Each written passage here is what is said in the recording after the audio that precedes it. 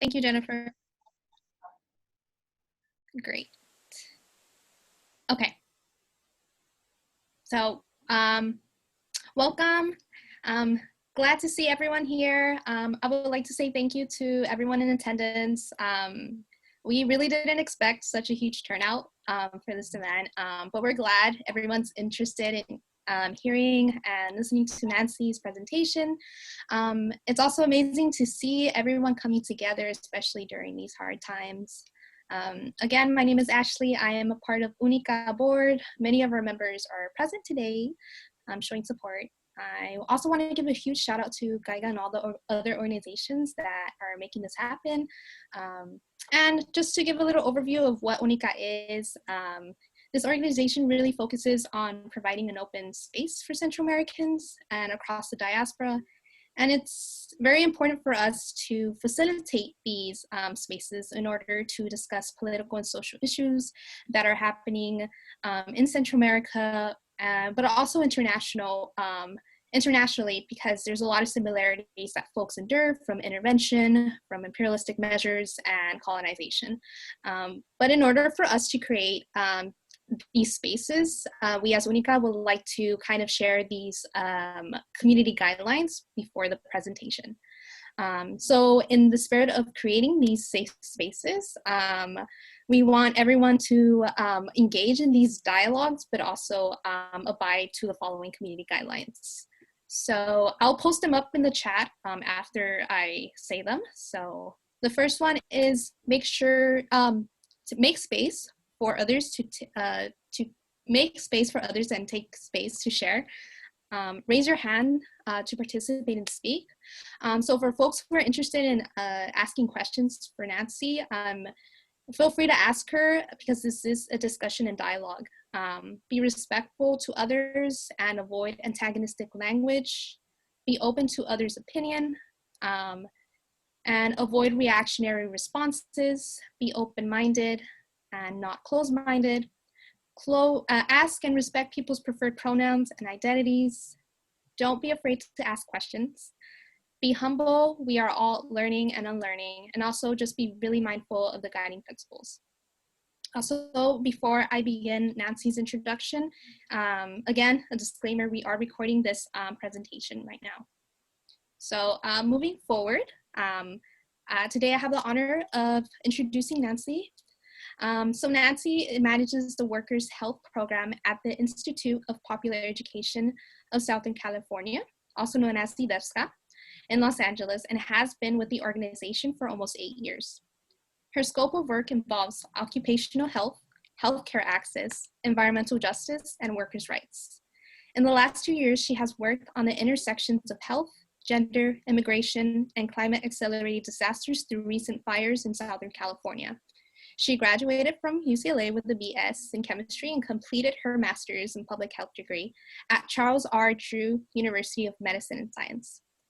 However, she attributes her evolving growth and learning to the knowledge of promotoras de salud, community health workers, and longtime community leaders, comrades, and mentors.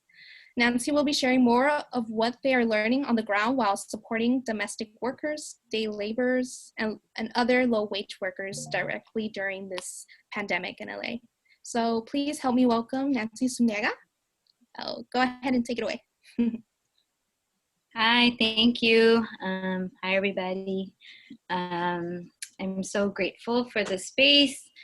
UNICA has obviously a very special place in my heart. Soy salvadoreña. Just who I am, more closely, I'm Salvadoran. Also was a student organizer in my time at UCLA, so I have a lot of love for what y'all are doing and the space that y'all have created. So we're gonna jump right in. I'm gonna share my screen here. Let's see. Can I get some affirmation that y'all can see that orange screen? Yes. Yes. Yes. Okay, great. So I want to just reiterate that I really want this to be a discussion. Because it is related to us, I'm sure. Given the interest, I'm assuming that there is a reason why we feel so connected to the issue. So I want to make sure that there's space to ask questions, make comments as I'm going through this. Yeah, I would love for it to be a discussion, not just me talking to y'all. So please, in the chat or raise your hand in whatever way works. I will try to keep an eye and take questions as they come. That just works better for me. So we're gonna dive right in. Let's see, how do you do this? Okay, so again, we're gonna be talking about what is the impact of COVID on domestic workers and day laborers. My name is Nancy Zuniga. Just a little bit of general about myself. My mother is a domestic worker. My experience and my love for this work stems from there. But also, as you heard, my background is in public health. Okay, so what is it that want to share with y'all? So I want to share a little bit of what are some of the lessons learned through the wildfires, the wildfire relief work that we have done, that IDEPSCA has done for low-wage workers. Also want to share the different levels of impact of COVID on domestic workers and jornaleros. Also want to discuss with y'all the structural shortcomings of emergency disaster response and relief. And also discuss some organizing opportunities for mutual aid and direct relief for excluded immigrant low-wage workers. So that's kind of what I'm hoping to cover. So here we go. Let's see, trying to move this here. Okay, so who are we? IDEPSCA, as you heard, is the Institute of Popular Education of Southern California. It stands out in Spanish. We are a nonprofit that is rooted in popular education methodology. Some of y'all might know there's extensive literature and work around popular education. Basically, how I summarize it is the education of the people. It's a tool for liberation, and it has historically accompanied many social movements across Latin America and across the world. Paulo Freire was one of the ones that made it more popular, but definitely different communities outside of Brazil, outside of his work, have extended it much, much further. And so our organization was born in the 80s as a grassroots collective of popular educators from Central America, actually, that brought this knowledge from social movements back home. And as immigrants here started applying that methodology towards teaching people how to read and write in Spanish. And so that's how the organization was started. From what I've learned, it started like in a park. Like people used to meet and talk about popular education and how to support immigrant communities here in the US, in Pasadena. IDEPSCA promotes self-determination of low-wage working communities and the development of collective solutions to community problems. So essentially, we use popular education to facilitate, to support immigrant communities, marginalized communities, to be able to organize and figure out how they can solve their own issues existing in their communities. We have 3 programs in the organization: the Day Laborer Program, the Workers' Health Program, which I manage, and the Mujeres en Acción Program, which is the domestic worker women's program of the organization. We operate 5 day labor sites in Los Angeles. The locations are named there: Cypress Park, downtown, Harbor City, Hollywood, and now we're even in the Valley in Van Nuys. So these are 5 day labor sites that the Day Labor Program operates with funding from the city. And these are places that some of you might know as like centros jornaleros that our organization manages the most in Los Angeles. Let's see. Okay, so who we organize and how. Let me see, sorry. Okay, so as I mentioned, right, we organize jornaleros, and there's the X there because often folks imagine that jornaleros are just immigrant men. But in our work, we have learned that jornaleros is a big, very broad population that does temporary day-by-day work, and there's all genders involved in this community. We also support jornaleras that are trans, that are queer. They are part of the jornalero community and are also seeking work. What type of work do jornaleros typically do? There's gardening, construction, painting, plumbing, roofing, warehouse, landscaping, handyman, and general labor. And for me, someone that doesn't do that type of work, some of it almost sounds like it's the same thing, but this is all terms that workers have shared with us in terms of the different types of jobs that they do. The other big group that's part of our base are domestic workers, o trabajadoras del hogar. We consider that to be the work that makes all other work possible, right? These are folks that take care of others, take care of the home. And by that, we mean nanny, babysitters, house cleaners, sometimes housekeeper, they call themselves, caregivers for elderly or people with disabilities. It's a work by many names, which is often done by immigrant women. And then how do we do it? For us, it's a very holistic approach. And by that, we mean that we understand that workers are much more than their labor, right? That while they do this type of work, this is not completely who they are. And by that, we understand that they also have, aside from these economic needs to find work, to have living wages, outside of that, we also understand these folks are mothers, siblings, they're someone's family member, they're teachers, they're students of their community, they're leaders in their community. And so we try our best with our 3 programs to be able to holistically support these communities with that understanding. Okay, so what do we know about our base? Sorry, I'm trying to move things here and it's not working out for me. Okay, so a little bit about what we know.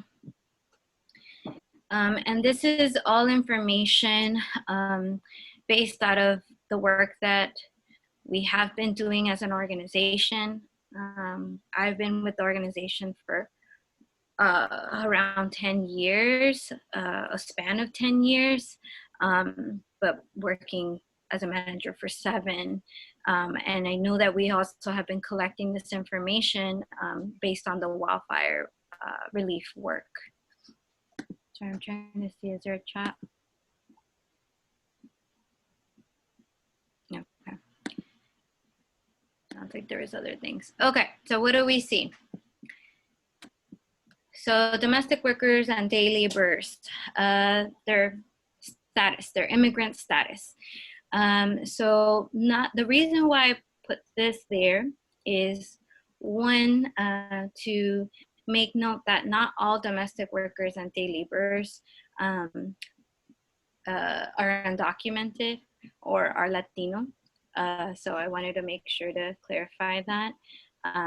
it's a very broad community, even here in Los Angeles. Our day labor program services around 1,000 workers, just that program alone. And so we see different backgrounds, ethnicities amongst day laborers in particular. But one of the largest groups are immigrants. And many of them, not all, many of them, a great majority, we do know are undocumented.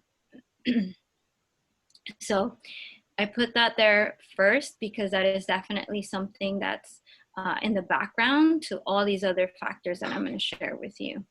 Let's see. Oops. Okay. So one of the issues that we see are scarce and unstable jobs. So I'm imagining maybe you all have seen jornaleros, maybe on the corners or outside of like Home Depots.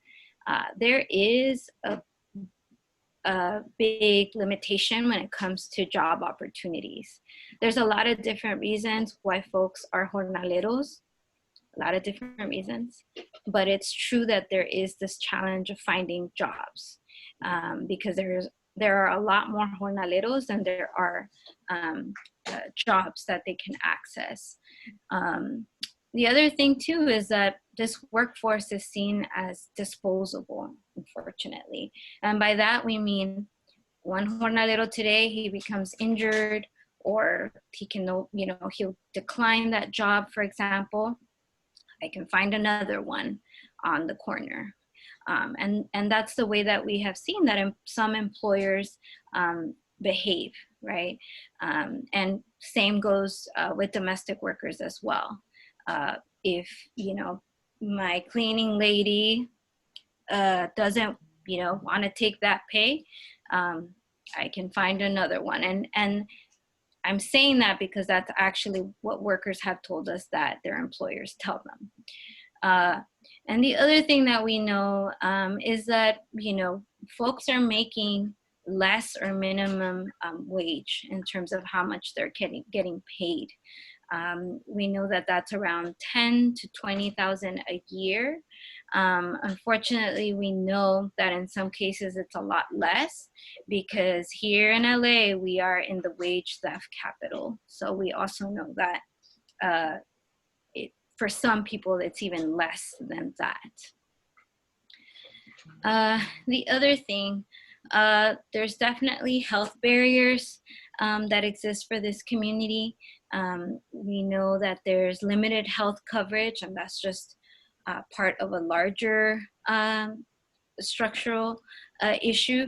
But we know that for undocumented and immigrant communities, in particular domestic workers and day laborers, we know that there's workers that don't have any health insurance, or the ER ends up being their only source of health care. And saying that, we also know from our membership base is that a lot of folks are working or trying to seek work with untreated chronic illnesses. So with diabetes, with high blood pressure, with other complications, and still with no treatment, with no medication, again, connected to that limited health coverage. And then what we also know, right, with public charge and the entire sentiment around immigrants accessing services is that there's a lot of fear. There's a lot of fear of this impacting them in a negative way, even when it could be something that they really, really need.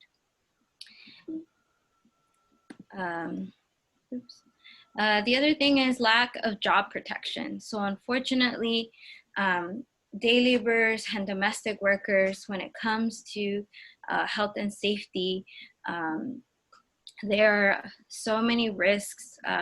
We know, for example, construction is one of the most hazardous workplaces where monolingual Spanish speaker workers are injured.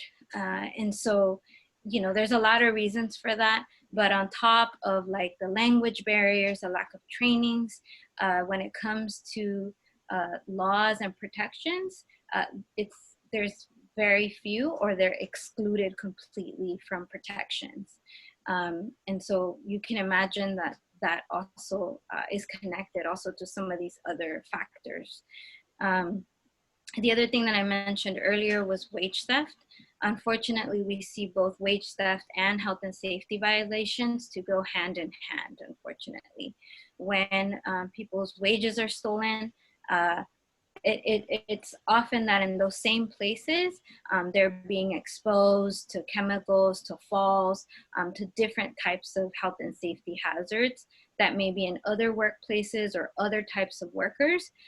They might have more avenues to advocate for themselves. But often, as I mentioned before, right, the disposability of this workforce is if this worker is injured, if I don't pay this worker, well, you know, could just forget about it. Unfortunately, that is what we see happening on the ground. The other thing, oops, okay. The other two things on your right-hand side, the lack of food access. So we know that folks live in food deserts, right? And by that we mean in places, in neighborhoods where there is little to no access to fresh produce, to fresh food, to affordable, healthy food. So food deserts is definitely, we know we have done some surveying of our membership of where they live and where they work, and we definitely see that there's a big gap, right? And this obviously affects people's health in terms of what they can have access to eat. And again, right, also the limited funds for food. Let's say you do have something nearby, but it's more expensive to buy some of this fresh food. As I mentioned, many of these workers, right, are making less than minimum wage often. So that definitely has an impact. And lastly, housing, right? We know that this is a greater problem in LA, right? Homelessness. A lot of day laborers in particular are either on the brink of becoming houseless or are already living on the streets or in a shelter. So, you know, this is definitely an issue that a lot of folks don't usually associate to these communities, but it's definitely an issue that our organization grapples with constantly. And then lastly, the lack of affordable housing and also co-living arrangements. So we know that because there is this huge void in our city and our county around housing, a lot of folks are living with a bigger group of people. Some jornaleros, you know, have their own, you know, we know folks that live either in small, in cars and vans, and just have figured out different ways to support one another when it comes to the housing crisis, essentially. Okay, so I don't know if there's questions yet. I can't see the chat, but I will continue assuming there isn't, unless someone can. Not yet. I think we're going to save them for the end, but so far none. Okay, cool. So all these things that, all these issues that I shared, right, are things that we have been observing and grappling with as an organization, and we saw it heightened during the wildfires. But the truth of the matter is that we are seeing a crisis upon a crisis. And some advocates say that in terms of a disaster after a disaster. In the case of domestic workers and day laborers, it can be said A lot of workers were affected by the wildfires in the last 2 years, and now COVID.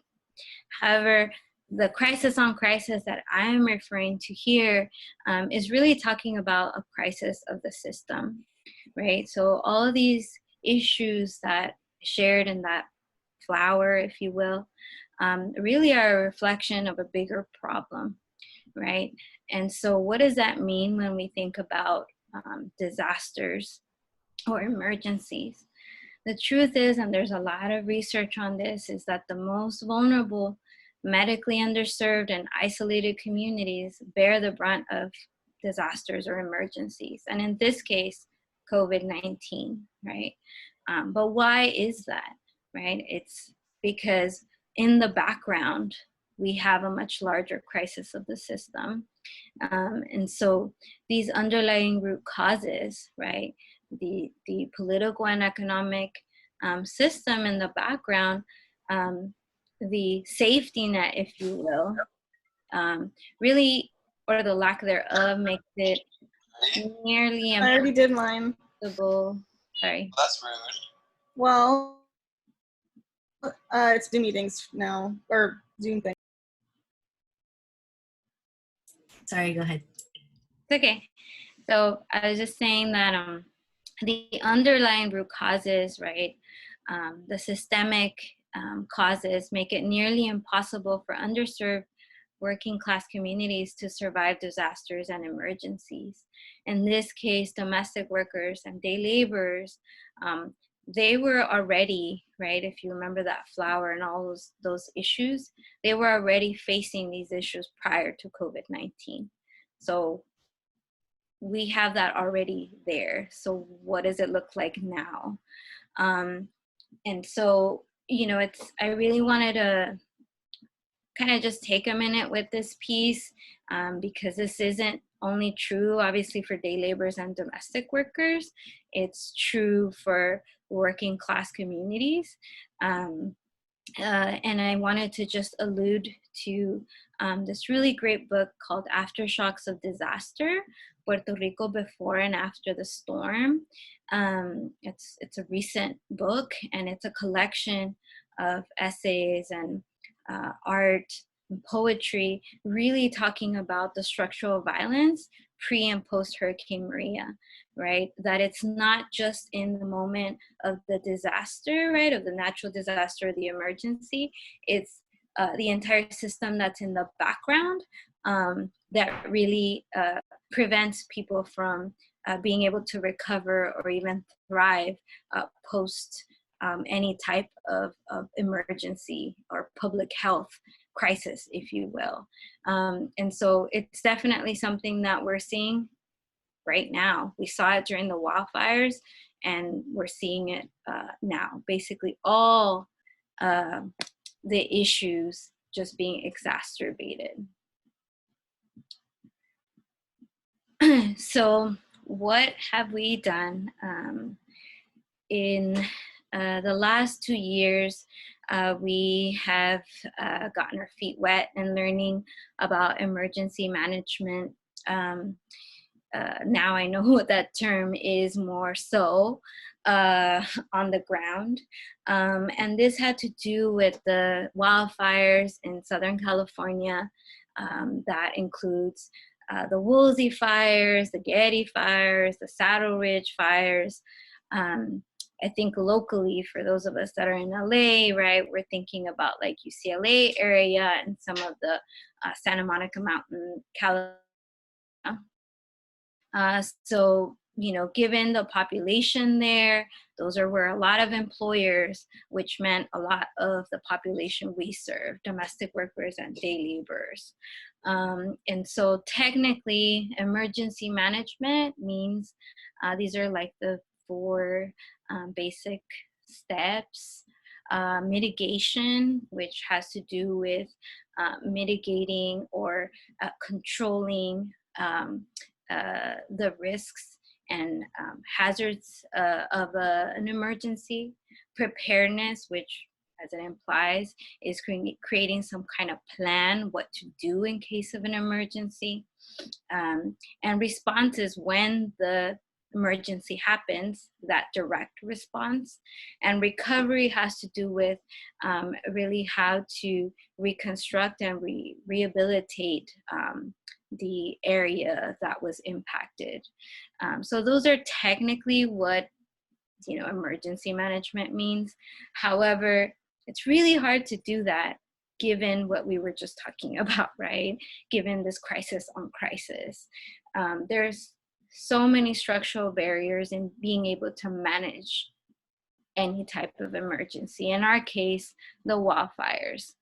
Some of the things that we saw while doing this work was that the relief, for example, relief coming from FEMA, from the government, was mostly directed towards recovery for homeowners and not immigrant workers, even though they also were directly impacted by the wildfires. And there was different ways that we saw that this relief was not directed, but also inaccessible completely to these workers. Also, not having health access, right? Lack of a medical home. Especially one thing that we saw was that many workers were exposed to the wildfire smoke. And many of them ended up in the ER or developed asthma, or their asthma was aggravated. Thinking about who these workers are, you know, we're talking about domestic workers that are exposed to toxic chemicals in the cleaning products they use. Even though they're everyday products, they use them at industrial levels, right? So that there's already that exposure, and on top of that, to be exposed to wildfire smoke and not have a place to receive that medical attention, or for employers to pay for those medical expenses. And, you know, as expected, we saw that there was even more prevalent disposability of workers. We know of at least 10 workers that were not paid with the excuse that that the wildfires happened. And so even that was being used as a way to not pay workers. So there's just an increased disposability. And again, what we already knew, the exclusion of health and safety protections. Both domestic workers, or domestic work as a whole, is excluded from both federal and state regulations, meaning other protections that workers have in other industries, both day laborers and domestic workers, when they're doing what is considered domestic work, are excluded, meaning they can't file a claim to CalOSHA. They can't have an inspection. There's just a lot of barriers in holding an employer accountable for health and safety. And lastly, you know, given all those barriers, our work really focused in not only documenting everything we were seeing, but really redirecting private donations during these wildfires back to impacted workers. We were lucky enough to have funders that believed in our ability to work directly with the population that we serve every day, and receive that funding. United Way LA was one of the first ones that really supported our work on the ground and doing the outreach and going on the buses, on talking to over 500 workers in a matter of a few months, to be able to find out how they were being impacted by the wildfires. And then afterwards, the American Red Cross as well has been giving us funds to be able to provide it back to impacted workers. And the truth of the matter is, based on what I was sharing before, this is a very long-term project, because unfortunately, recovery is much, much more complicated. And just a side note on that, we know from the advocacy work that we've been doing that many of the homeowners that either lost their homes or businesses in those areas are still struggling to recover back to, whether it be go back to their homes or be able to reconstruct their business. And so for us, it's always a question of, well, if folks that have a lot more financial resources are barely still 2 years after struggling to get back to where they were, recover, how can we expect our communities, day laborers and domestic workers, to fully recover, if you will, and to what extent, and to what can they actually recover? So there's already that challenge. So what are we seeing now? A lot more of all of that. But specifically, some of the challenges, right? Wildfires and COVID-19 are definitely different. And the requirements to ensure people's safety, if you will, is a lot more challenging for the populations we serve. One of those things being that physical isolation, right, which is recommended at least 6 feet, the not going out unless it's for like essential things, is much more difficult for the communities we serve. It's nearly impossible to minimize that type of exposure. We know that day laborers are still on the corners seeking work. If you pass by a Home Depot or somewhere close to Home Depot, you will still see workers congregated because, we've tried to have these conversations, and the truth of the matter is they can't afford to not look for work. We know also that, again, the co-living situation, multiple families under the same roof, unfortunately, people don't have too much choices when it comes to how distant they can be. Even the recommendation of people, not more than 5 people congregating, is very difficult when your living situation is at least 9 people. The other thing is a lot of folks also live in smaller, older, poor ventilated buildings. We know that ventilation, there are some studies that are coming out saying that COVID can be in the air for a certain amount of time. Well, ventilation is supposed to help with that. That's not something that all communities have access to. And folks that live in LA, we know that in low income communities, they're very densely populated. So there's that.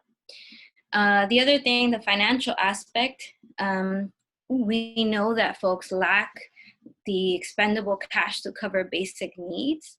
As I mentioned, a great majority of folks are completely out of work right now. Whether it be they had employers that they were regularly, at least once or twice a week that they were working at, have completely lost their jobs without any compensation.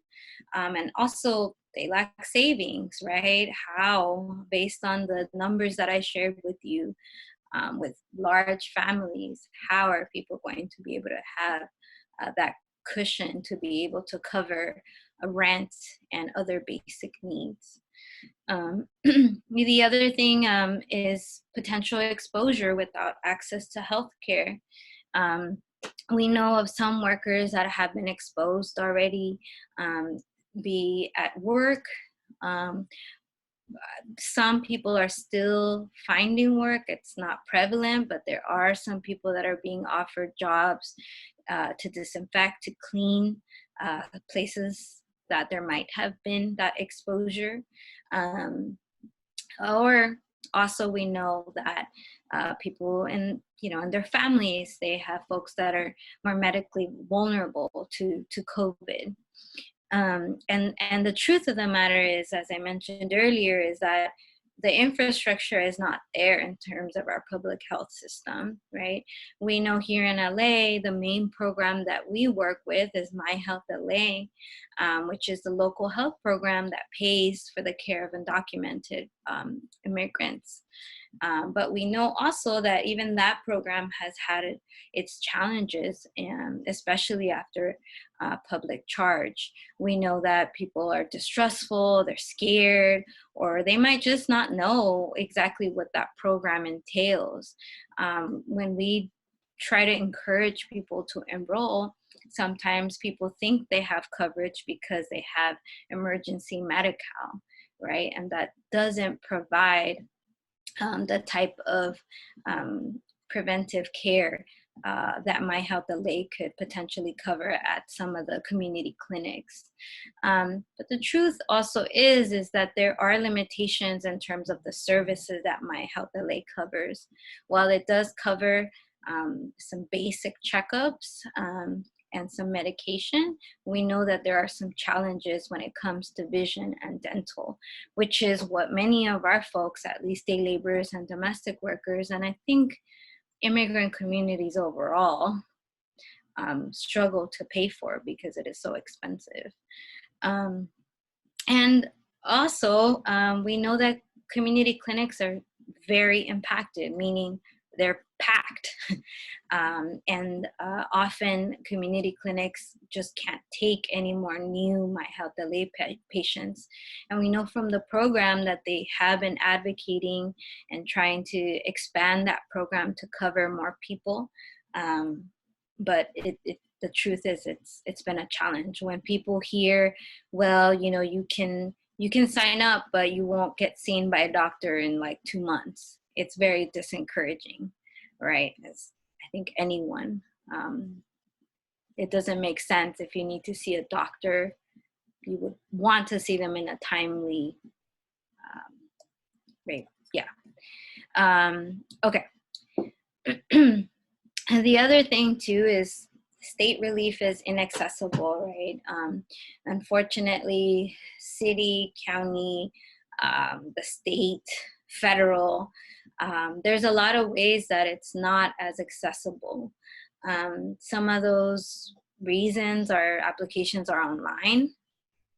For a lot of immigrant communities, not just our membership, navigating the web is not that accessible, right? They might have a smartphone, if that, but it's different from being on social media than to actually being able to fill out a form. Also, there's a lot of different requirements and proof that people have to provide that people might not have access to, right? How do they prove that they, 50%, but I think it's 50%, and one of them, like 50% of your income, whatever you lost your income. How do you prove that? Some people are not connected to an organization that could provide them that letter or that support. And then we know that just overall, undocumented workers are excluded, be for their status or for the type of work. And by that, I mean, we know, for example, that there's a lot of misclassification of workers, meaning they're not truly independent contractors, but they probably have done their taxes in that way, and that might limit the resources or the relief that they can access, right? So we know that that's also been a challenge. Also, there's just an increased marginalization of homeless, of houseless communities. We know that until very recently, there is a little bit more testing happening, but it's not being prioritized for folks that are either living on the streets or in homeless shelters, right? Testing is not accessible. Hand washing stations is not something that has been a priority. Neither has been shelter or other preventative measures for houseless folks. So we definitely see this in our base, but also with other sister organizations that are doing it themselves. if you're wondering who, one of our sister organizations, LA Can, has been really on the front lines of doing this work themselves, as they have been always, really. And also, there's just been a huge gap when it comes to clear and culturally appropriate information on the virus for communities that are really on the margins, and not only on the margins of society, but also these communities that have experienced trauma, right? So we, in our communication with members, with workers, we really see a range of responses, whether it be complete, apathy or disregard, to a real concern, fear, and panic, right? And we know that that's very possible for anyone, but we also don't ignore that many workers and people that we support come from countries and neighborhoods that are being really terrorized, have been terrorized, or still are terrorized by military or or the police, by the state, and also have potentially experienced in their lifetime other traumatic public health crises. So there isn't enough information. There has been a huge gap in educational materials that really grounds who this is directed towards. While we know that it is important for people to take it serious, we also need to consider all these other factors and how people respond. So what are we doing as IDEPSCA? So we have been doing weekly food distributions. That includes dry, canned, fresh veggies, fresh fruit, distribution to over, I think at this point, we're probably at like 200 workers, if not more, because we're doing it out of our main office. We're doing it at some of our day labor centers. And so this is something that we have been doing since, a month ago now. It feels like a lot longer. But we have been doing this since the very beginning. We also have just started doing the hotline. Yeah. I had a quick question. On the previous slide, it's Alfredo. Have you seen like misinformation with like the people that go to the office for services? Because I know that like my grandfather or my grandmother, somehow these messages on WhatsApp say some wild things. Have you all seen that? And what have you done to counter that narrative? Because they trust you all, because they've been they've been working with you all for a while. Yeah, thank you for that question. Yeah, unfortunately, it's kind of come in waves, because when we first, so I forgot to mention, but we closed our day labor sites, our main office, just in terms of our general hours. We only open when we're doing these types of services. And so when we are, that's when we get a chance to engage with folks. But also, even though we're physically closed, we're still communicating with workers via social media, text, and phone calls. So there's still that communication. But yes, I remember I went with our ED to one of the sites, one of the centers, to kind of break the news, right, that we had to close to protect everyone. And yeah, we heard a lot of different things. Granted that a month ago we knew a lot less than we know now. But I think one of the things that, at least for me, has been helpful and we're trying to navigate is staying grounded and understanding where folks are coming from, right? Why is it that we trust this information that's coming through WhatsApp? Because our friends sent it to us, because they're more reliable than the state. Right? There's a real reason, both in our lived experiences and our histories of why there's so much distrust. So not to say that we should, not help people understand some of the facts, but I think that we do need to have that empathy and really start from where people are. Really try to break down why, what of that meme or whatever was sent, what is it that, resonates with them. Because one thing that I've noticed just in conversation with folks is, when there's a lack of control, and this is true for a lot of the working class, right? If you don't have access to resources and can feel like you don't have control of what's going on, it might be easier to kind of give in to some far-fetched facts. Because it might be easier, if you will, or scarier, I don't know, to imagine that this is coming from somewhere else or that this might not affect you. It's a way to deal.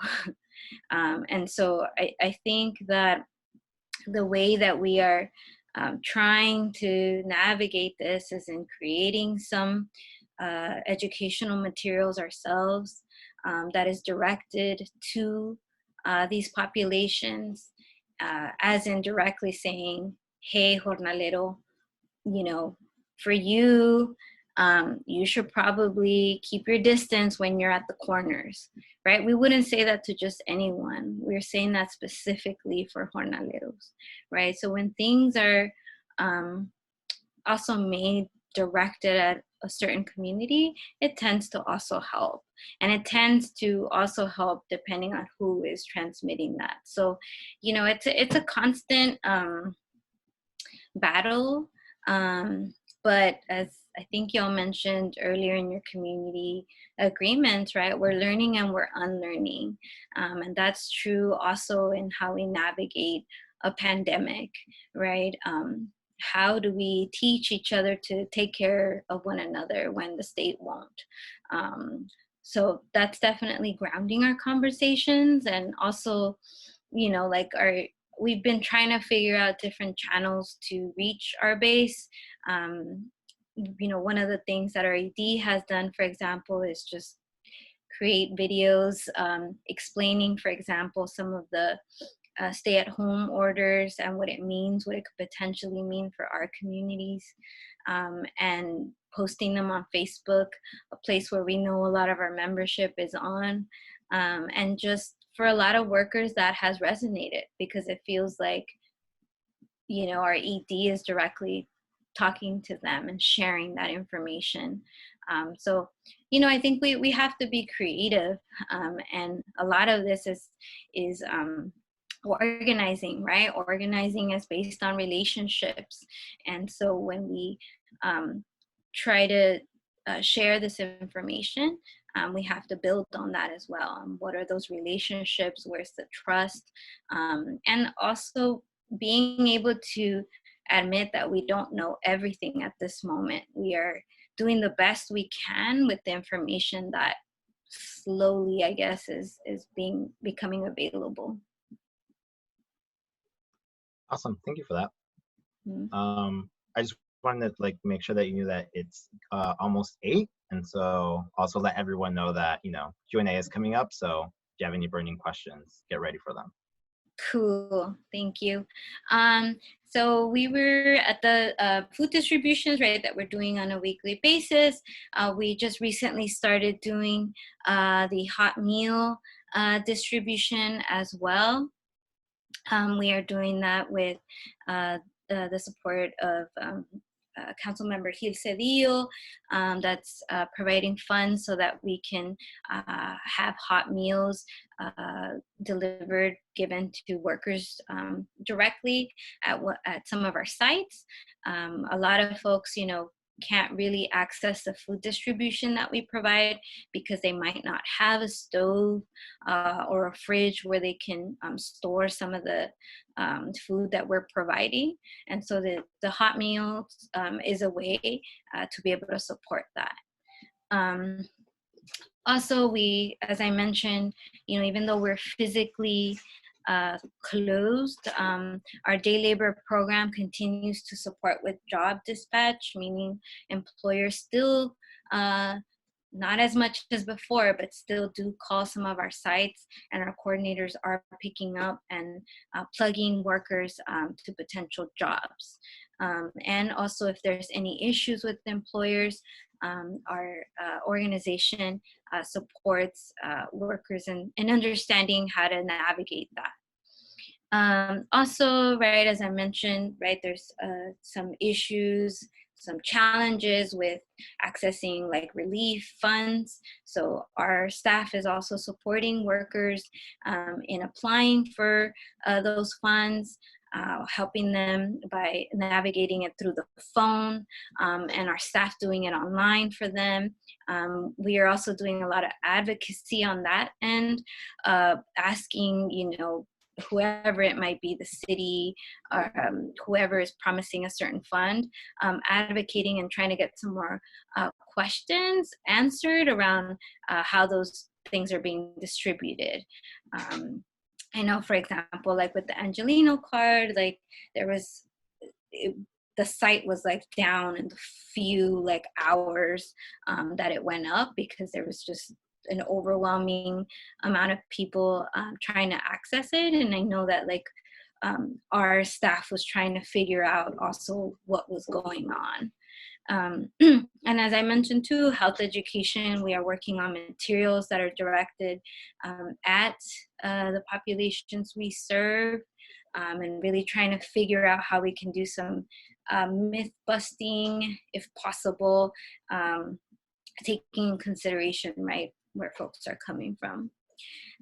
We also, something that we did during the wildfires, I forgot to mention, but a big chunk of what we did, I did mention the redirecting of private donations back to workers so that they could have some support.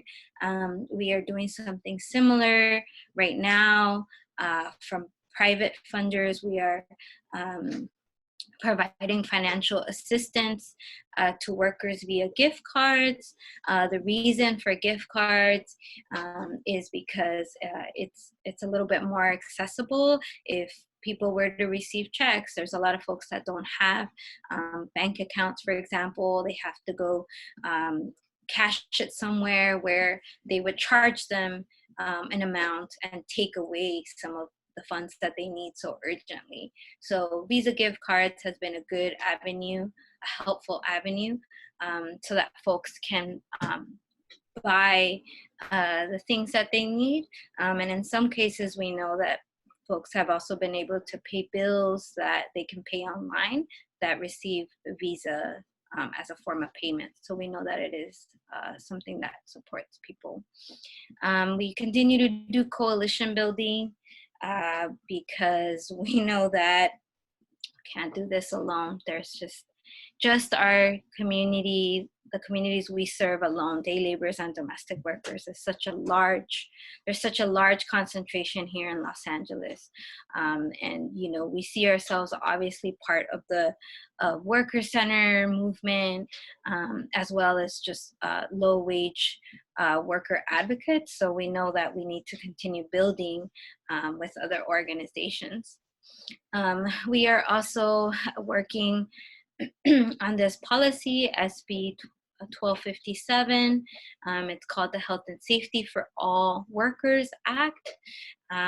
This bill essentially would remove the Cal OSHA exclusion of domestic work. What I mentioned earlier, right, that as of right now, domestic work is carved out of protections. And so we, as part of the California Domestic Worker Coalition, with Senator Durazo, are working on this very important bill for our base. And so, you know, I think I've alluded to some of these things already, but I just wanted to share some of the challenges and opportunities during this. And I'm almost done. You know, the need is just too big. And the truth of the matter is that there's limited funds and resources, not just accessible to us as a nonprofit IDEPSCA, but to all organizations. The need is overwhelming, right? My second point. Because as I mentioned earlier, right, the crisis on crisis is much, much larger. We have limitations as a 501c3, right, of just how much we can do. We understand, and it is in the analysis of our organization, is that we cannot save people. That is not our intention, and we know that we can't do it, even if that's what we wanted to do. It's not our place, and we can't. You know, also it's been a challenge that worker centers, at least ours, we can say, you know, are not just a place to seek work. It's definitely a safer, if you will, alternative where workers can congregate. And those being closed physically right now has been a real challenge for folks that are houseless, that might not otherwise have access to a restroom, to water, to food. This has been a challenge, and it was a very difficult decision for our organization to make, but it had to be done, right, for the well-being of our staff, but also of our membership. And the truth is also the emotional and physical fatigue of our staff. You know, I won't get too much into this, but we are tired. But we're doing the best we can. But in terms of opportunities, you know, this is a time where we can uplift our experience in having done disaster relief and response in the past. And, you know, based on the size of the population that we serve, you know, we have been trying our best to advocate, to leverage resources from private and individual donors. And, you know, the real advantage of that is not having the same requirements and protecting the information of undocumented workers to a much further extent. So in this moment, we are trying our best to leverage those resources based on the experience we have, and also just the amount of work that's needed right now. Also, you know, it's an opportunity right now to encourage community to join a worker-centered organization like ours. You know, through this process, word of mouth, you know, we aren't doing any large social media or, you know, inviting people to the organization, because as is with our membership, we are over our heads and working as hard as we can to seek more resources. But it still is an opportunity for community to see the importance of being part of, you know, of workers coming together. And so we are seeing that, you know, there's a lot more interest now. There's workers that aren't only getting access to resources, but they're also asking about their rights. They're asking about other issues that in the past were probably more difficult for us to engage. And also this is an opportunity to promote mutual aid within communities. You know, we know that, again, we're a 501c3, there's only so much we can do, but, you know, it is a value of the organization. Solidarity is a value of our organization, and something we talk amongst our membership, right? That how can folks organize themselves in their own neighborhoods, or how can our members support one another? If, for example, and we've already seen it happen, if folks are getting food or certain funds through the support IDEPSCA is providing them, how are they supporting their neighbors and either sharing that information or sharing those resources? But also it's an opportunity as well to call on allies to provide that direct relief to workers without needing us in between. So it's an opportunity for folks to connect on that level as well. We know that our communities are creative in figuring it out. This is definitely the time to do it with the spirit of solidarity. So where do we go from here? So we really want to support workers in creating campaigns, and this is not only in this time, right?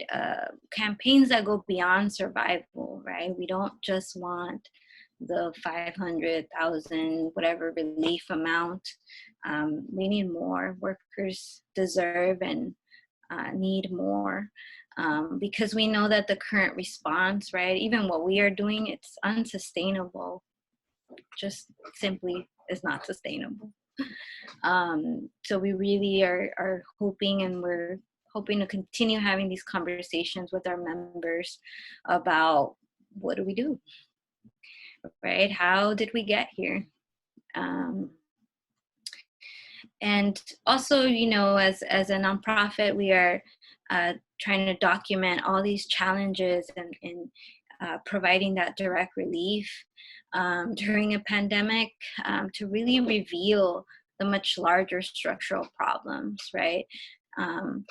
You know, doing this work has really given us more information, more data to be able to show what we already knew.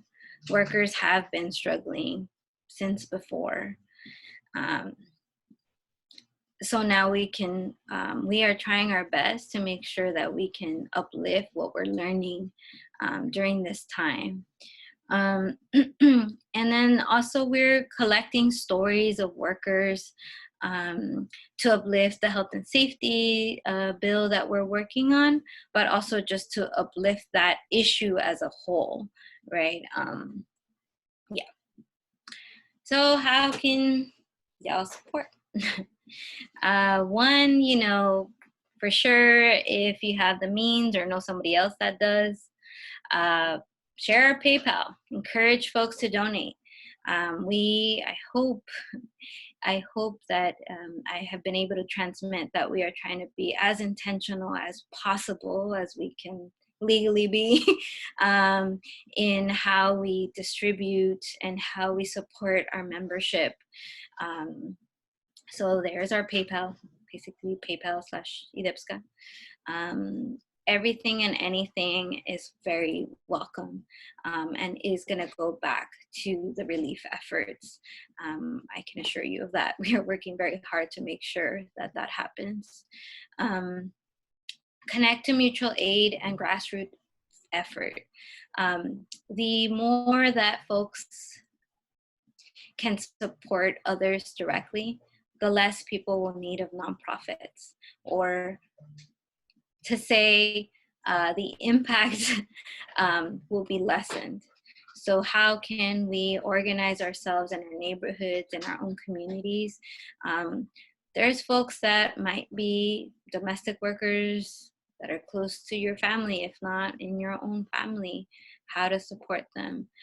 There's folks that might say that they're handyman, but what they really mean is they're jornaleros. How to connect them to services, how to connect them to resources you might be able to tap into. How can you Venmo them $100 directly rather than them having to access all these other funds that are much more difficult. Offer your support in helping folks navigate accessing resources, right? I think some of the privileges that we have in terms of like access to the internet and knowing how to use certain technology, or even really like understanding how some processes work, is something that you can offer to other people. There's list upon lists right now that are overwhelming. Vetting some of that information, meaning call, check out the site before you send it to whoever, and maybe even translating or helping just guide folks. A lot of people are scared to like, try to apply. So support folks when you can. It will also lessen, if you will, the need of people reaching out to nonprofits to have to do that as well. Also, just seeking donations of items that workers might need. As you know, I mentioned food, face masks is definitely a big need, clothes. Again, remember that flour, there are much larger needs on top of COVID and on top of this economic crisis also that's there in the background. And then I just have some articles there that some that name our work and others that are just, I think, more recent and helpful in kind of understanding what's happening, not just to our base, but just in the state in terms of this crisis. And that is all I have. All right, folks, if you have any questions, please feel free to jump into the screen, or you can also send it to our chat and we're gonna share that with Nancy. Thank you. I have a question. So I have, like, sometimes when we talk to people about like resources that are available to them, they, like, despite the fact that you tell them, they still feel like they're not, I guess, like, able to like access it. So like, if I were to talk to the people that I know about this organization, how could I like make it seem easy, I guess, if that makes sense? Yeah. So, I mean, I always think it depends on who is the person, delivering the message, right? Yeah. I think a lot of the model that we use just overall, not just during this time, is the, word of mouth. More of our members are able to recruit better than us, sharing. Yeah. If workers see the need and the real benefit, then more people are, willing to come to the organization.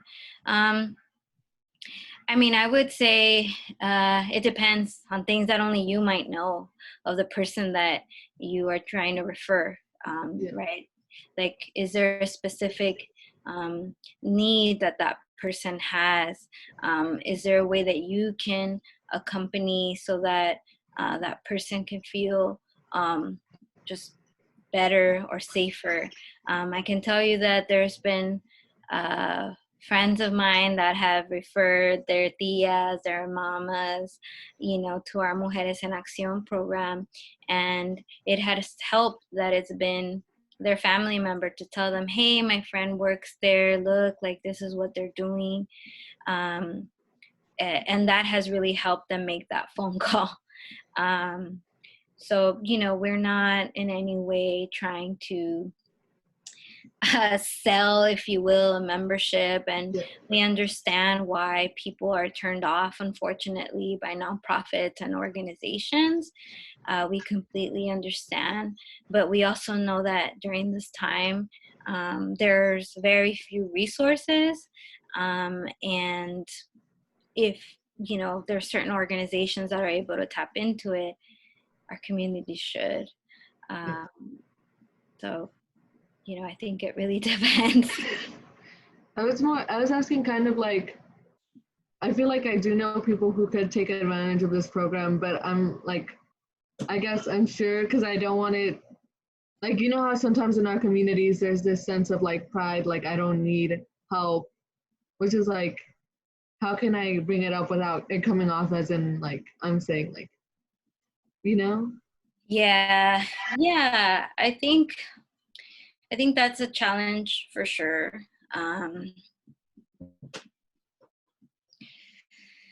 There's not a good answer for this, just because we we see it all the time. And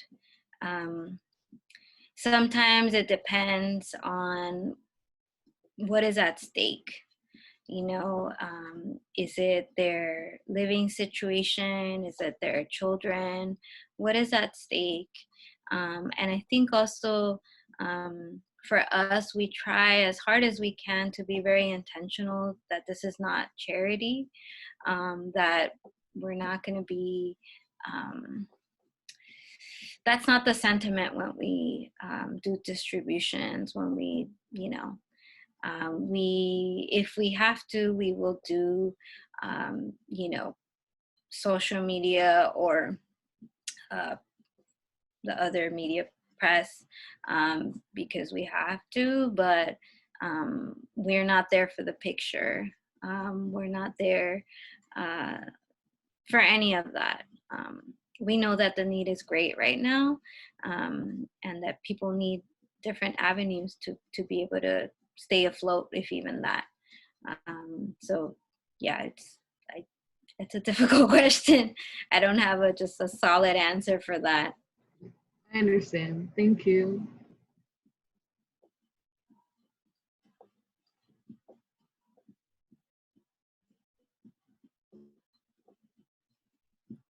Also, you feel free to type in your question into the chat if you don't want to turn on your video or something, and we can facilitate that for you.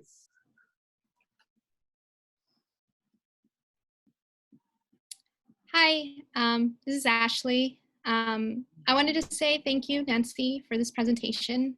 But I also hope you are taking care of yourself while doing this work, because I know it does. I know it's a lot of work doing this and balancing your own mental health. So I hope you are taking care of yourself. Going back to what you said about state relief, I feel as at times looking over these kind of these applications, because I was helping my dad fill out some of the applications and the resources, they make it very hard for the workers to understand some of the requirements. And for example, I was helping my dad do the unemployment, and it almost took us 2 hours because they were asking for like his pay stubs from like years ago, and we actually had to calculate everything. So it almost took us like 2 hours to do that. And it just makes it very complicated for them to understand. It is just sometimes very inaccessible. And going back to what you said about domestic work and how this applies to the majority of women working in these fields, and, you know, coming back and then supporting their children and families. And again, the state not acknowledging this, because a lot of our mothers do at times do this but aren't compensated for it. So I think this is very important, and thank you for all the work you do. But yeah. Thank you. I appreciate that, and yes, it's a whole nother conversation, but yes, it's something that we are working hard in trying to figure out how to balance and take care of one another in midst of all this. Where we are trying to be intentional and have those conversations with our staff, amongst our staff, of how to support one another as well, given that a lot of our staff comes from the community. We're not completely removed. Many of our own families, right, are being impacted. You know, we have some stability in terms of like our jobs, and that has been very intentional as well. But we know that our families also are being impacted. So yes, definitely our mental health, our safety, our health and safety is something that we are working really hard to try our best to accommodate for during these times. But thank you, I appreciate it, trying. So we have a question on the chat from Miriam. She's saying, thank you for your presentation, Nancy. Why are domestic workers excluded from OSHA protections? That's a and Nancy, great could you question. explain OSHA protections? Yes. I mean, I have a whole training on that, but essentially, the three rights that CalOSHA covers is the right to know, meaning workers have a right to know what hazards they are being exposed to in their line of work.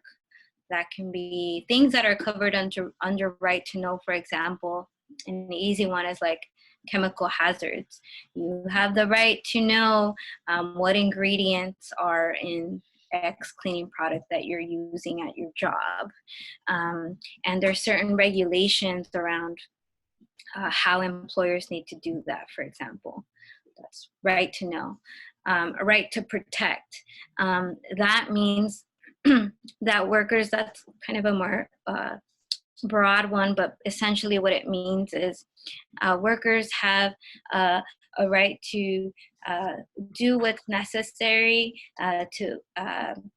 for employers to make changes, modifications necessary to protect the health and safety of workers. So they have a right to protection, essentially. The third one is the right to act. The right to act has to do, as it implies, is for workers to be able to do something about their health and safety. And by that, one of the main avenues is to file a claim with CalOSHA. CalOSHA is essentially a state agency that's preventative, meaning if, for example, there's a hazard in your workplace as a worker that you see, you have the right to file a claim so that CalOSHA can do an inspection of that workplace and push the employer to make the changes necessary. So those are the basic three rights that most other workers technically have. Domestic workers are excluded. They have been excluded from other laws. And the reason for that being is because historically, when labor laws were created in this country, the workers that were doing domestic work were Black workers. Both domestic workers and agricultural workers were excluded from most labor laws when labor laws were first created in this country. And so for us, when we talk about domestic work, we can't ignore, all right, the history, the racist history of this country, all right? It's embedded in the laws, and it's part of the reason, the main reason why domestic work as a whole has been excluded, in this case from OSHA protections. So, you know, for us, it's really, really important that this change, because we know that we know its history, we know where it comes from. And domestic workers and people that do work in private homes deserve also to be well while working. And overall, we say, you know, in other lines of work, in other industries, we say that people deserve to come home how they left, right? And we know that that's not always true for domestic workers and day laborers. We speak for myself, you know, I've seen our mamas or women and folks from our communities slowly die or slowly deteriorate, their health just completely be disregarded, and it's completely connected to the type of work that they're doing. So health and safety, it's definitely a political issue. I think I see another question. Yeah, there's a question by Miriam that says, during this pandemic, do you know what is happening with domestic workers that are live-in? Are they being asked to leave the household of their employers? So we don't know 100% of what's going on. Live-in domestic workers are a really difficult population for us to tap into because they are live-in and they're just just even physically harder to find when we do outreach and all of that. But what we do know, a great part of our membership base are house cleaners and nannies that are not always live-in.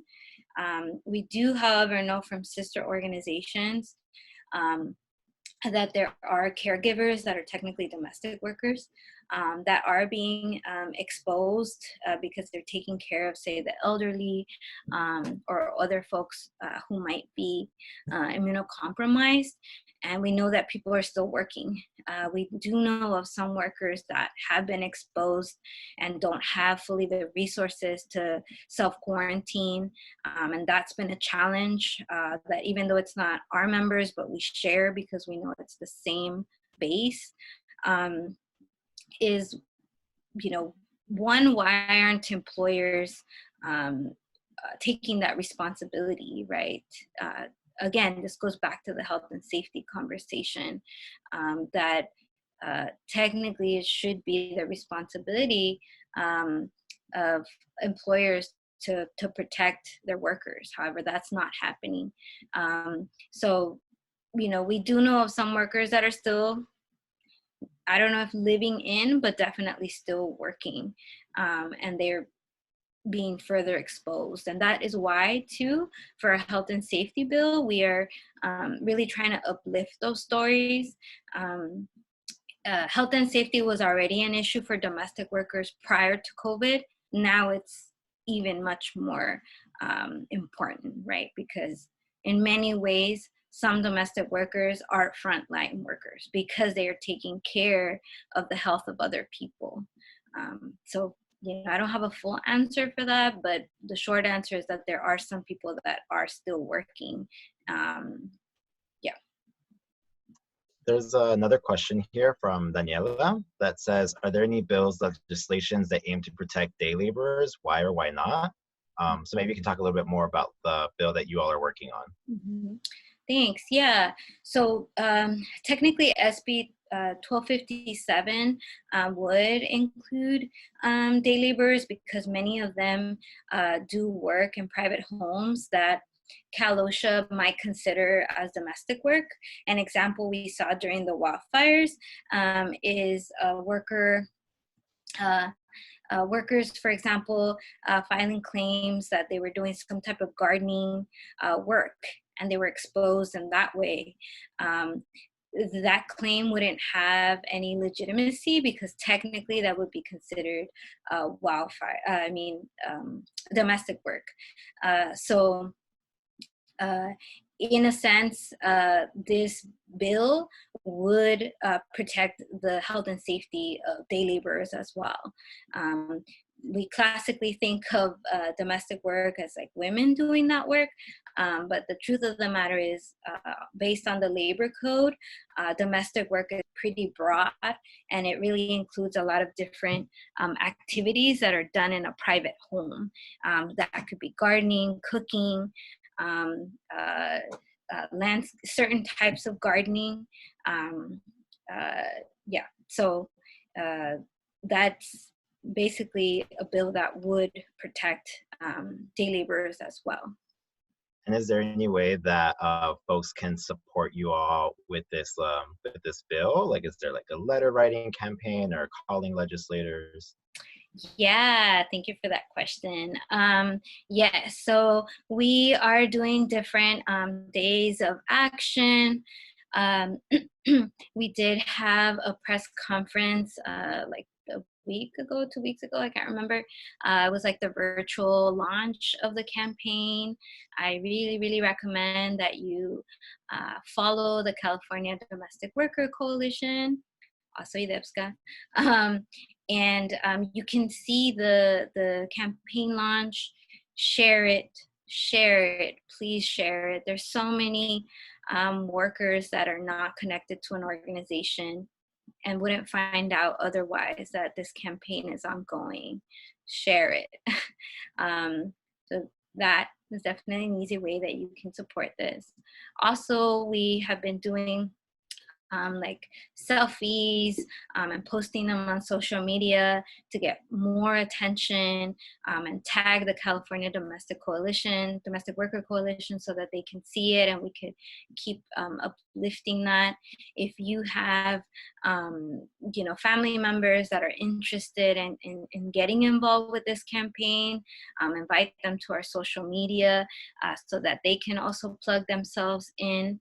Also, this upcoming week, we have May Day right around the corner, and also Workers' Memorial Day is next week. Some of the coalition building that we're doing is around, we commemorate this every year, but this year with the focus on COVID, we are commemorating Workers' Memorial Day, which is April 28th, when we commemorate fallen workers that have lost their lives or have been injured in their workplace. And so next week, we're going to have a week of action, not just IDEPSCA, but a number of organizations across the state. And each day, there will be a different campaign highlighted. On May 1st, we will be highlighting SB 1257. So that's definitely a day that you can plug in, follow us, reshare, take your pictures. If you're interested in sharing the testimony of someone in your family or someone close to you so that they can also share their story, please DM me. This is the time, I can tell you this from a personal experience, that I know it's difficult to organize within our own families or our close friends. This is the time. And so here's an opportunity to plug them into this bill. I see another question here about coalition work.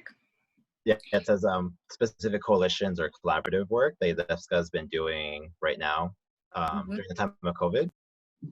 Yeah, so a lot of it has been, so the food distributions, for example, is not something that we're paying for, but another sister organization that is more charity centered, but actually has really been building with us through the wildfires. They're called Buddhist Suchi Foundation.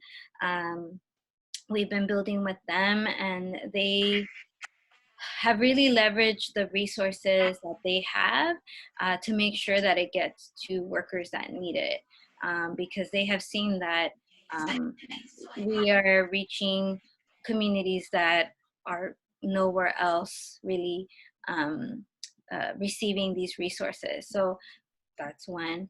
A lot of the coalition building right now, too, both local and state, is around health and safety. Although our health program has been doing health and safety education and advocacy since almost the beginning, this is a time where more organizations are really interested in what we mean by that. And so we have been now in much more seeing much more eye to eye with organizations about the importance of health and safety for low-wage workers. So we have been doing a lot of coalition building here locally, but also statewide with this. And it's not just relevant to our policy. Like I said, Workers' Memorial is going to be a statewide effort. That's like with the emphasis of COVID. That's some of the things. Cristina asked, if sick from COVID, would My Health LA cover hospitalization and all care related? I don't know if you know the answer to that. Yeah, that's something that I've been trying to get a clear answer for since weeks now. I'll say with the answer that I've been given, just because that's as much as I know right now.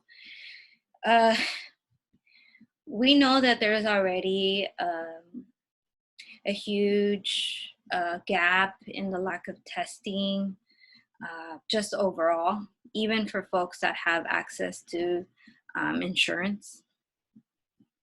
There's different requirements because of the limited amount of tests. So there's that. So what we have been asking is that if My Health LA would cover it, then that would assume that people could go to their community clinics to either, get that initial assessment and then be referred. What we've been hearing more so now is that kind of what we already knew, that the community clinics can't really respond in that way, that people should go to the ER, the county ER, or to a county medical center. Would My Health LA cover it? I think that based on what we've seen in the past for other issues, my guess is that if folks have My Health LA, they'll probably be automatically enrolled into emergency Medi-Cal to cover hospitalization. But again, I haven't been given very clear answers on this, but we have been trying to push to find out how can folks actually access care at this point. Yeah, but the problem is too that just the way that people are being assessed is already very difficult, meaning you can't even get tested, right? Like if you don't have symptoms, which is already a huge issue for folks. So yeah, I don't have a 100% answer to that. What I can say is that generally the recommendation for folks that are My Health LA patients or that are eligible for that to go to county hospitals. And just generally based on what we know, it should be if they're having complications. I think one thing that sets IDEPSCA apart from a lot of other organizations, it's the popular education component. And I know that you talked about it in the beginning, and I was just wondering if you can talk to like why it's so crucial to the work that you all do, like fostering the relationship with like the workers and gaining their trust and all that. Yeah, thanks. Yeah, I mean, it's we say when we talk about this that yes, popular education is a methodology, but it's really the way that we try to approach all the work that we do. And in that sense, it goes from bottom to the top, in terms of how we make decisions, in terms of how we really try our best to have those conversations with workers to better understand what is really happening, because popular education, teaches us that we learn through our lived experiences and through our histories, and that in order to make change, we need to both study what's happening, but also keep our ears open to the communities that are being impacted. Most of the relief efforts and the way that we've shaped the work that we have done has been through having those conversations with workers and even trying to figure out what we can do within our means, obviously, as a nonprofit. How can we create solutions? And also simply what things is it back on our community to organize? I think that call to action is also the piece that for us always has to be in the background of everything we do, because it's difficult in this moment. So much of the work feels like it's service oriented. So for us, it's really important to keep the communication with workers and take every single opportunity to talk about what this reveals about the larger systems at play. And this is not something that is new to workers. Workers know because they're living it, you know. Some of the best conversations that I have had have been, you know, on the corners with workers or at worker centers, because we're really breaking down what is happening and, you know, the relationship with work, the relationship with employers, exploitation. So, you know, that is an essential part of what we do, that political education, and also just even when it comes to services, how we direct those. You know, we try our best to have that communication so that we can evaluate, constantly reassess to make sure that we are doing our best to be, you know, learning from our mistakes. To we don't know how to do this. We are learning as we go with our membership, and you know, we are open constantly to the criticism and feedback of our membership. You know, always trying to talk about those root causes. You know, we can only do so much, and you know, that's also part of popular education. Yeah.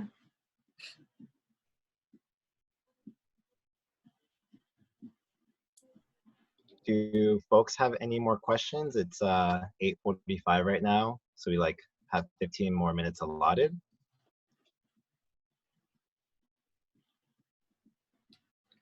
I have a question, Nancy. Thanks for the talk. You mentioned at some point, like, this question of like capacity and like how, you didn't say it this way, but like in a perfect world, like communities would be like self-organized, doing like mutual aid projects. And this is kind of like an abstract question, but in your kind of ideal world, like what kinds of mutual aid programs would be most like beneficial to have, like for those of us, right, who are not affiliated directly with IDEPSCA but want to do stuff like that's sort of in line with the mission, or like the work that's doing, like what kinds of programs would be the most beneficial to focus on? Yeah, thanks for that question. You know, I'm lucky enough to have been exposed a little bit to some projects, in particular around the wildfires. There's disability advocates up north. I have to look up their name, but that have done an amazing, just amazing work around creating mutual aid. And I don't think connected to nonprofits. I think it's, I'm not sure, but I think it's their own networks that they have created in terms of, I mean, back to popular education, right? Like the people impacted know best what their needs are. Sometimes they might have access to those resources, sometimes they might not. You know, I think one of the things that I mentioned earlier was having those direct funds given to people, for example.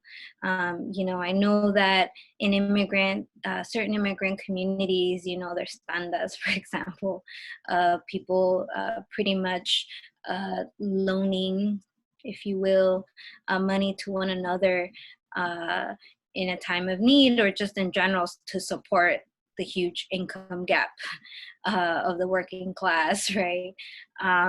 And so, you know, I don't know that I have an ideal, but I think that, yes, organized communities is really at the heart of that, and being able to assess what what each other has access to, and then finding ways to share that in a way that's truly mutually beneficial, right? I know that this is a term right now that is being co-opted in many ways, because it is connected to political vision.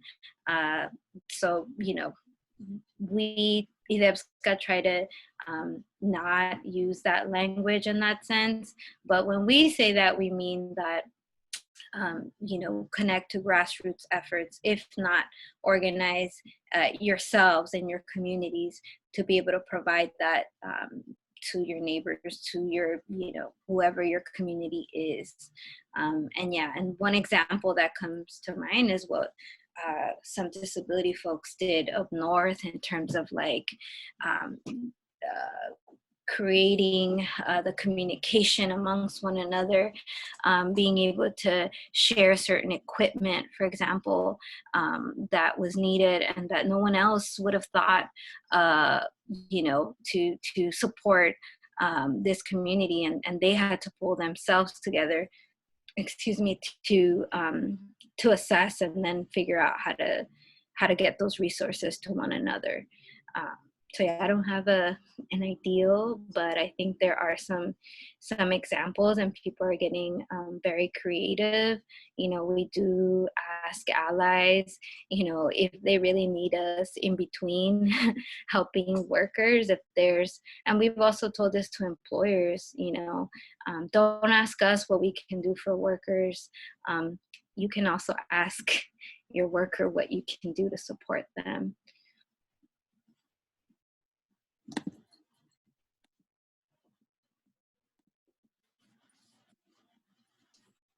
We have about 10 minutes, so we can have another question if you have one.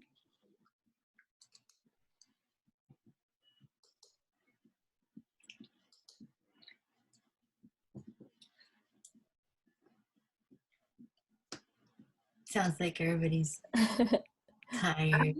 I don't have a question, but I have another comment to add to the question someone asked earlier about in-home people who live in-home and are care workers. I can't speak specifically, but I can speak like in the general terms. But my cousin's currently working as a live-in caretaker nanny, and she's telling me that already, like, her employers are using the COVID as an excuse to get away with a wage theft. Like, they weren't paying her for weeks, and then they finally did pay her some of it, and it's like $400 short. And I can only and that was today, you know, so I can only imagine that kind of stuff is happening across a lot of different places. I mean, already they take advantage of people not being able to like talk to people, social isolation, but just think about like physical social distancing is like adding a lot more, another dimension to that. So, and then I read a sort of informal poll from the National Domestic Workers Alliance, sent an email. Yeah, I think that it was like a very small population, but they were saying that of the people that they surveyed, 70-something% had lost income, and like 85% were like food or housing insecure. So I think it's safe to assume that, like, you know, that's like 7 or 8 out of 10 domestic workers right now are in dire straits. Yep, we are under the assumption, because of conversations with workers, that almost everyone, and this wasn't true before this, is at zero at this moment. And the reason why I say it in that way is because we, for the wildfires, for example, our intake process, one of the questions was asking about their income prior to the wildfires and post wildfires, because many lost work permanently or temporarily. And so now when we ask something like that, it's overwhelmingly, most folks are completely out of work, or even the opportunity, like the chance to find work is completely gone. And yes, we've heard about wage theft right now too. And on top of that, we are also advocating also to figure out how the labor commissioner can follow up with existing wage claims because, as you know, most things are closed right now. And so there's that challenge. It's that wage theft can and is happening, and we might not even have the means also to fight back how we usually do. I have just a quick question, and I don't know if you mentioned this earlier, but are day laborers being targeted in particular by police right now? For example, if they're on street corners and they're looking for work, if they're outside, I don't know if that's sort of been like if they're a target in particular. I'm not entirely familiar with the extent to which that's even being enforced in LA. But I don't know if you know anything about that. Yeah, that was one of our initial concerns with the stay at home, safer at home and all of that, was that. But then the city, I think a few weeks ago, did declare that or clarified that day laborers are actually essential workers. And so that has, to some extent, we can't ignore that immigrant communities, as other vulnerable communities, are targeted, right? But specific to this, we knew that there was that concern initially, and we got a lot of calls because of that, especially because our day labor sites were closed, and so people were then just on the corners or in the parking lots of Home Depot. We were concerned that we might have to respond. But as of right now, that is kind of being that buffer, the fact that they're technically essential workers. Okay, thank you. I have one comment, just I guess really quickly before we close. I think going back to the comment that Alfredo made earlier, one of the things I really liked about the presentation and that I think makes IDEPSCA unique and what you shared in your analysis is framing it as a crisis on a crisis.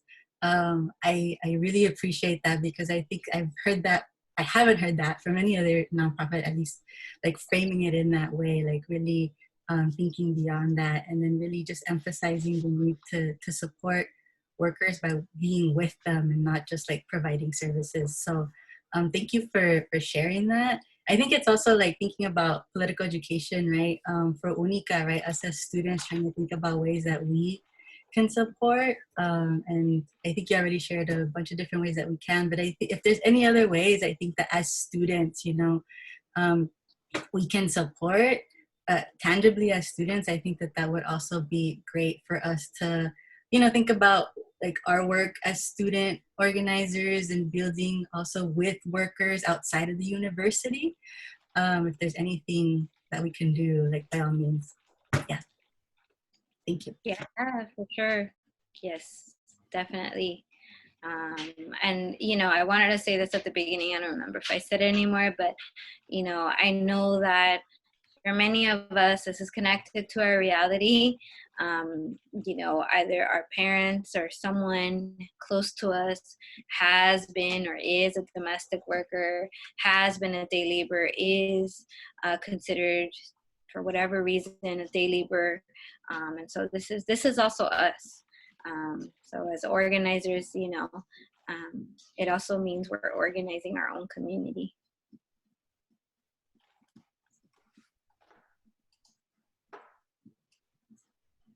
Yeah, thank you. Yeah, thank you, Nancy. Thank you very much. Thank you so much. And thank you everyone for coming. Yeah, for joining. Yes, and Nancy, if you can send Unica and Kaiga the list of resources, we are going to be happy to share that in our pages so people can really support all the things that you've been talking today. Thank you very much. Definitely. Thank you, everybody. Take care, and yes, stay safe as we can. Yeah. Thank you. And to everybody on the call, we will be sending out a follow-up email with the recording and including some of the information that Nancy shared with us. So if you RSVP'd, you will be getting a follow-up email. Thank you, everybody. Have a good night.